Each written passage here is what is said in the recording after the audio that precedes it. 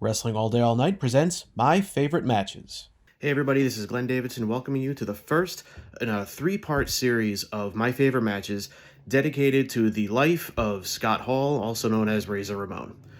On March 14th of this year, Razor Ramon, Scott Hall passed away due to complications of a blood clot from a hip surgery, hip replacement. Was taken off life support, and the wrestling world lost one of its great performers, one of its revolutionary performers in Scott Hall. And I'm going to dedicate 3 special episodes of this show to the life of one of my favorite wrestlers, Scott Hall. The first match we're going to talk about is from 1993. This is Razor Ramon versus the 1-2-3 Kid on Monday Night Raw in the $10,000 challenge match. So let me give you a little bit of backstory leading into this match. Razor Ramon was wrestling on a previous edition of Monday Night Raw. The Lightning Kid, I believe he was known as the Kid at that point. He had been going under different monikers because he was playing, the jobber type. It was the Lightning Kid, and then they just called him the Kid because I guess they ran out of adjectives. So it was the Kid versus Razor Ramon, and the Kid ended up getting what many consider a complete fluke victory over Razor Ramon. Razor Ramon is pissed off. He is very upset that his reputation is tarnished, so he wants to get revenge on the Kid and offers him increasingly higher amounts of money to get back into the ring with him until it gets to $10,000. The Kid finally accepts, and here we are with this match. So the match starts off pretty fast, pretty high-paced, with the Kid almost getting a couple of upset wins over Razor very early on. And then at that point, Razor takes control, and it sort of turns into the kind of big man versus little up-and-comer match that was sort of popular around that time in Monday Night Raw and in WWF altogether. Was still a good match. Razor Ramon played the good, big guy who was looking for retribution, who wanted to teach this young up-and-comer a lesson. Razor Ramon ends up hitting his typical big man offense, his signature moves. The 1-2-3 Kid does manage to mount a comeback, goes up on the top rope and takes a horrific spill to the outside, lands face first onto hard concrete outside the ring.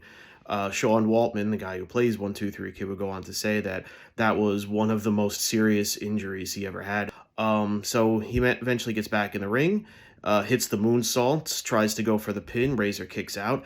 And I'm not sure if this was an audible or if it was just the way the match was supposed to go, regardless of what happened with that spot. He grabs the money and runs. So he takes the money and goes outside the ring, down the aisle. Razor follows him.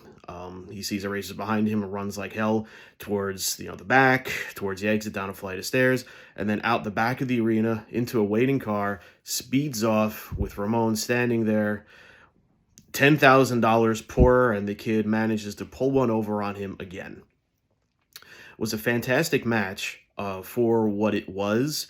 It was the kind of match that got the Kid over, who got the Kid's name, the 1-2-3 Kid's name, out there. And it also kind of started a metamorphosis of Razor Ramon's character, going from, the bad guy heel who, was maybe not doing his homework, as Bret Hart had put it at one point, now was starting to learn that he needed to put some more effort into it. He ended up respecting the Kid, and they went on to perform a very strong alliance and one of the better storylines that came out of WWF at that time. So before I go, I want to talk a little bit about what Razor Ramon, what Scott Hall meant to me as a wrestler, as a performer. I feel that Scott Hall was one of those wrestlers who bridged the gap, bridged the generations between the golden era, which was your Hulk Hogan's, your Macho Man Randy Savage's, your Ultimate Warriors, to the new generation era, which was your Bret Hart's and your Shawn Michaels. He had the size, the strength, and the big over-the-topness that the wrestlers from the golden era had. But he also kind of had that new, hipper, younger person appeal that the new generation was trying to go for at that time. Back in the beginning when he was doing the vignettes, he came across as a real cool guy, kind of based on, he was kind of like a Scarface type guy. And when he came to the ring during his debut match in 1992, I immediately knew that this guy embodied cool. He embodied what a cool person is, even though he was, we were supposed to boo him because he was a bad guy at the time, but it was really hard to ignore just how cool this guy came across. He had the look, he had the attitude, he had the gestures, the motions, just the swagger, the way he presented himself, the way he came to the ring. This was someone who seemingly lived his gimmick constantly, and you could tell. You could tell just by the way he came to the ring, just the smoothness, the toothpick in the mouth. Because of that, anytime I had gone to a diner with my parents, I had always grabbed a toothpick and put it in my mouth and just kind of walked around with it. Never really picked my teeth with it, but I just did that because that was Razor Ramon's thing. And the jumping around, the pointing to himself, saying "bad guy." A lot of times I would greet my friends in the playground by saying, "Hey, yo." The guy has had that attractiveness, that cool factor, that even someone, we were supposed to boo him because he was a bad guy, but he came across as the bad guy. He even said it in his promos. Everything about him just embodied what a cool person, what a cool character is supposed to be. And I feel like a lot of that over-the-topness in characters is maybe not seen too much anymore. But at that time, it was great. It was fantastic. And he carried the WWF, with the Clique, and I know they had their backstage pull and all that, but it was really hard to ignore the amount of work that the man would put into himself and his character. He was good to his fans outside the ring. He was just good to people.